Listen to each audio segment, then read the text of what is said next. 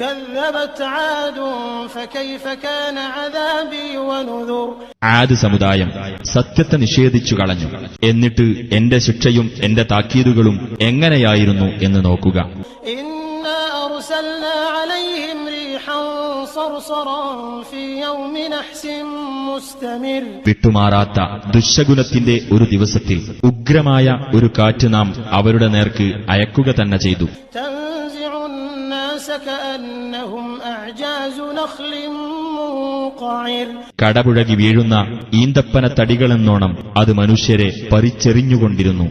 فكيف كان عذابي ونذر. അപ്പോൾ എന്റെ ശിക്ഷയും എന്റെ താക്കീതുകളും എങ്ങനെയായിരുന്നു എന്ന് നോക്കുക.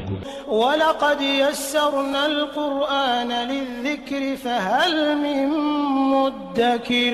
തീർച്ചയായും ആലോചിച്ചു മനസ്സിലാക്കുവാൻ ഖുർആൻ നാം എളുപ്പമുള്ളതാക്കിയിരിക്കുന്നു. എന്നാൽ ആലോചിച്ചു മനസ്സിലാക്കുന്നവരായി ആരെങ്കിലുമുണ്ടോ?